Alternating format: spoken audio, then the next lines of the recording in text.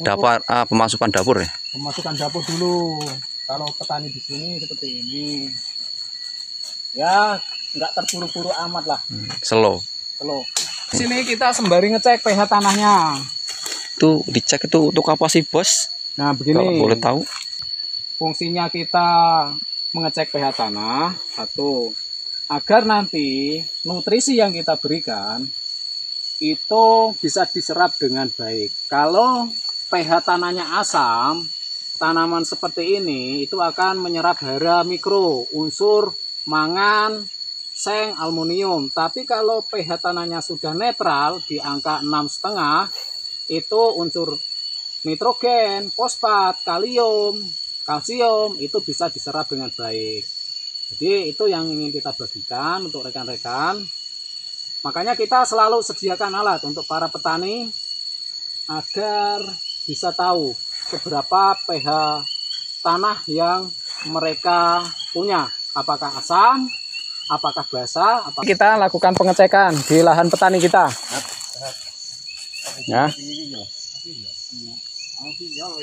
Nah ini untuk sementara angka masih di angka 5 ya. Ini Pak Tani di sini. Pak Tani. Kemarin pernah saya bilangin ini ya. pH tanah nih. Tahu kan? Angka berapa? 5. Harus dikasih apa biar naik? Harus kasih apa biar naik? Nggak tahu. Dikasih kapur, dolomit, ditabur. Ini makanya pertumbuhannya kelihatannya ini ya stuck. Jadi begini juga. Kita akan cek di sini kan ada koheg ya. Sebenarnya ini terlalu berani. Belum difermentasi udah dikasih pupuk kandang. Jadi kita langsung cek sini berapa pH-nya.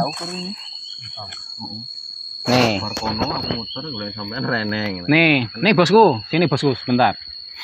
Kalau pH belum terfermentasi itu, lihat pH-nya malah turun, tuh kan? 5 kurang kan? Nah, kenapa para petani biasanya itu memberi kohe seperti ini? Itu juga diberi dengan kapur dolomit atau kapur pertanian agar pH-nya nanti netral. Oke, bisa dipahami bosku ya. Kali ini kita langsung cek beberapa titik ke petani kita nih. Nah itu faktornya begini bosku. Kalau bilang di umur segini itu belum buah, itu unsur hara. Unsur hara fosfat sama kalium itu tidak bisa diserap. Jadi tidak akan keluar bunga. Jadi di sini kita jelaskan nanti ya. Nah iya kan? Karena menyerap hara mikro tadi. Nah ini kita jelaskan. Oke, yang di atas tadi itu pH-nya sekitar 5 ya. Untuk di sini masih naik 5,8. Nah, di sini untuk perkebunan di pH 5,8 itu unsur hara makro mikro itu masih bisa diserap dengan baik. Jadi untuk saudara-saudara petaniku, kita akan bagikan di sini faktor-faktor penyebab dari tanaman budidaya kita itu semua ya, tidak hanya kakao saja. Mau itu padi, mau itu alpukat, mau itu buah naga dan lain sebagainya, tetap perhatikan pH tanah. Karena kalau pH tanah kita sudah netral ya kan. Ini di angka 5,8. Ya, seperti saya katakan tadi, di pH 5,8 hara fosfat, kalium, magnesium itu masih bisa diserap oleh tanaman. Tapi lebih maksimal kalau pH tanahnya itu dibuat netral ya, di angka 6,5 atau 6,5 sampai 7 itu hara makro mikro bisa diserap sempurna oleh tanaman. Nanti solusinya bisa dikasih penaburan kapur pertanian. Nah, kali ini kita sedang sidak di lahan rekan-rekan petani. Nah, di sini inilah kita sudah ambil rata-rata ya tadi. itu ada nilai 4. Nah, yang nilai 4 itu tidak keluar buah, saudaraku. Tanaman malah akan keracunan hara mikro. Jadi di sini kita bagikan untuk rekan-rekan petani. Nah, di sini nih, ini kalau seperti ini bisa dipastikan pH-nya itu sudah di angka 5,8 karena sudah kita cek di beberapa tempat ya yang sudah buahnya jadi.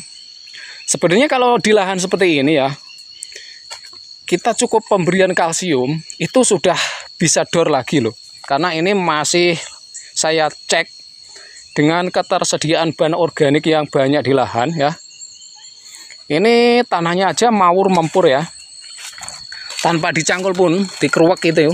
Nah ini rekan-rekan ya, bisa disaksikan. Pakai tangan saja seperti ini, itu sudah bisa mawur. Jadi inilah. Tapi ini menurut analisa dari Berandal Kebun ya, ini pH-nya masih kurang. Jadi kita akan cek lagi.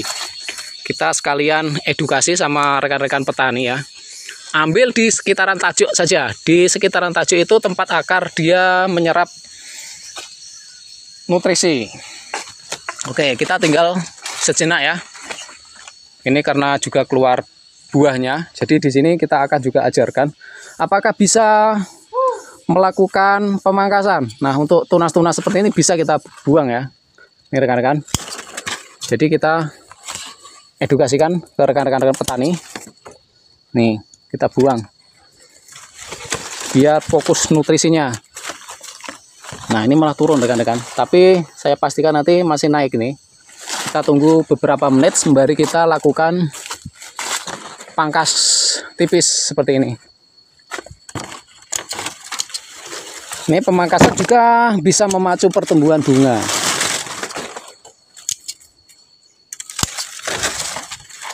Nanti kita tanya-tanya petaninya, ini umur berapa tahun.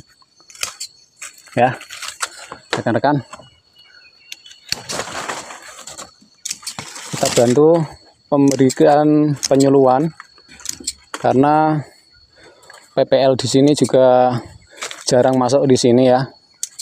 Jadi kita sebagai mungkin bisa dibilang perpanjangan tangan mereka lah ya. Walaupun kita tidak diakui oleh pemerintah, tidak punya sertifikat, tapi di sini tugas kita mengedukasi mereka. Nah, ini kan bisa dilihat ya rekan-rekan. Yang atas itu nggak keluar bunga.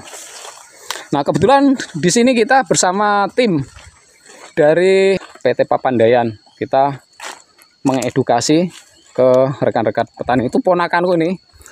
Doakan semoga samawa ya lur, baru menikah kemarin, takutnya sawan ini, makanya tak dampingi. Bercanda ini dulur. Jadi gantian kamu potong leh, itu tunas airnya, gantian dipotong. Ya iso aku. Itu yang tunas. Aduh. Dalam itu loh, yang hijau itu masuk ke dalam keluar itu. Nah itu tuh. Nah. Oh, semut itu bisa jadi teman, bisa jadi bala ini. Kalau ada serangan jamur, semut itu masuk ke atas, udah kena jamur juga ya. Nah, kalian cantik nih kalian. Oke, kan cakep itu kan. Nah sini kita akan terus edukasi ke para petani. Yang mau kita ajak edukasi kita beri, tapi yang enggak bisa diajak kita tinggal. Hidup jangan dibuat susah rekan-rekan. Yang mau kita ajak maju bareng kita akan dampingi terus. Yang enggak mau kita tinggalkan saja. Nah, kalau yang nurut insya Allah tanamannya pasti bagus. Nanti kita akan titik berapa luas hektarnya. Di sini kita juga titik ya, berapa luas lahannya, tanahnya loh, bolo. Seperti yang saya katakan tadi ya, tanahnya sebenarnya tinggal kasih sentuhan kalsium saja, tabur dolomit, wih, mantep ini, tuh. remahnya, ya kan?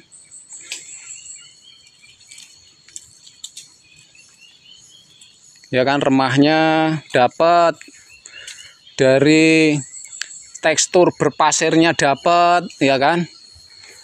Ini, bos, udah berapa tahun ini bos? Kira kisaran? Kurang lebih 2,5. Loh, 2,5. Masa 2,5 pertumbuhannya gini? Ya itu tadi. Tadinya nih lindung loh. Oh, tadinya lindung. Banyak coklat. Ya, pH tanahnya juga mempengaruhi ya. Jadi ini konserman waktu kayak lewat batasan gunaku ini ya. Mungkin dia geser apa? Titik koordinat ini. Aku loh. Aku ke batasan kok nambah konserman jadi. Ini kita titik juga. 1,27. 1, seperempat lebih 70. lihat petanya.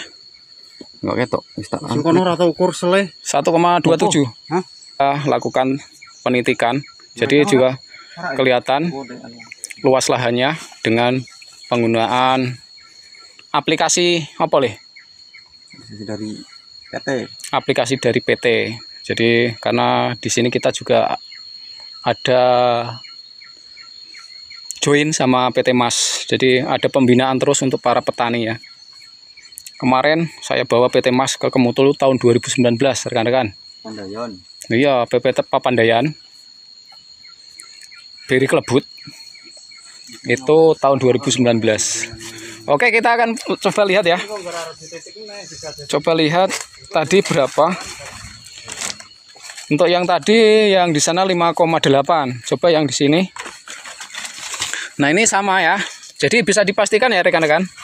Kalau pH tanahnya masih angka segini, itu unsur hara makro mikro masih bisa diserap. Untuk perkebunan kakao itu di pH 5,8 itu masih toleran. Ini saya akan bincang-bincang nanti sama para petaninya untuk memberi sedikit sentuhan saja. Mas Muntori, untuk yang berbuah itu pH-nya 5,8. Nanti tinggal ditabur sedikit saja kapur dolomit. Tapi kalau yang pH-nya 4 itu taburnya agak tebel biar naik di angka 6,5 ya. Siap. Ya. Nah, kita lakukan penyuluhan sama Sore. petani ya. Agar enek akar-akar sing ngangkat apa ibaratnya akarnya Ngambang ya. ngambang lagi. Jadi itu dilakukan Mengarukan. haru. Iku dibuang wae iku le. Tunas sing iki biar gak nganggu percabangan. Dewe golek pokok sing dempetan. Ngono persis. Sing dempetan. Ketemu. Tuh di jari. Nah, Interpretasi ini ya. ini Ini harusnya yang kena semangatnya bentuk, tapi kan telat.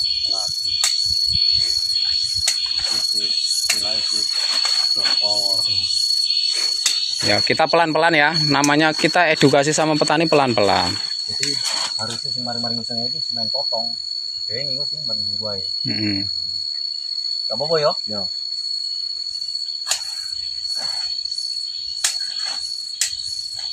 Ini berarti potong.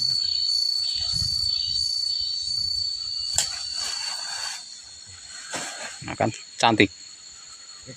Jamur gitu. Oke, kan PSD gitu. Calon PSD. Sama ini nanti Mas Wadah ini dibuang. Ada calon PSD tadi. Ini loh. Ya kan? Jadi untuk VSD sebenarnya bisa dikasih kalsium. Kalsium Mas Muntori. Kalsium semprot Disemprot, semprotan saja. Pakai kapur sirih itu bisa. Ya, nanti fungsi kalsium itu akan meregenerasi sel tanaman. Iki lho, ngene iki. Ibaratnya ning kene iki ojo nganti kena matahari total. Harus Biar- tawangan sing tengah iki. Biar tidak terbakar. Biar ngopo? Nak pas dewe wayah kemarau, jadi kena matahari gak pecah. Nah, wis pecah ini ibaratnya engko iya engko garing separuh. Oh, garing separuh engko dene gak ngembang meneh. Gak ngembang. Ya itu tadi terbakar karena terbakar. Itu nasabnya lagi kembang ora iki ganggu. Enggak masalah. yang ibaratnya arep kae kan memang masih wayah makasih telat ini nggo prakteknya.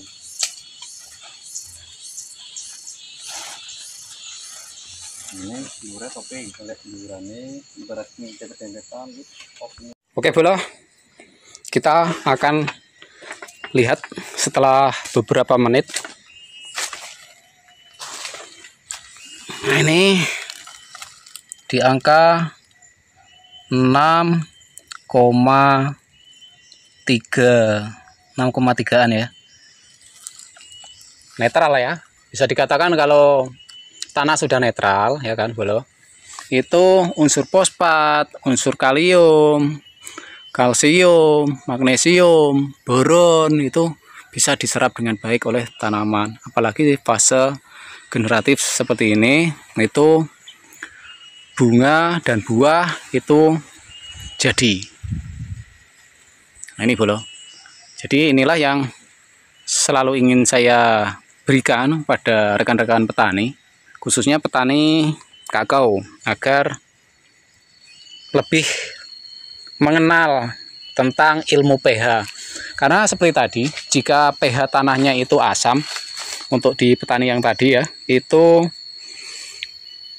tidak berbuah karena itu tadi, pH tanah yang asam. Karena unsur fosfat, unsur kalium, kalsium, magnesium itu tidak bisa diserap dengan baik. Justru malah keracunan hara mikro. Nah, inilah yang ingin kita sampaikan untuk rekan-rekan, semoga bermanfaat. Karena ini tidak hanya setahun 2 tahun kita meneliti seperti ini ya. Dan pastikan untuk rekan-rekan saat menggunakan alat yang valid itu di angka 7 ya. Jadi terima kasih untuk rekan-rekan yang sudah ikut praktek di lahan, di lapangan. Dan terima kasih juga untuk saudara-saudaraku petani padi juga yang sudah ikut praktek bagaimana mengolah tanah dengan baik.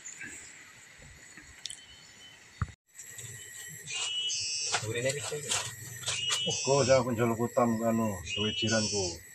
Iki coklat hijau ngomongnya aku sih ora bentuk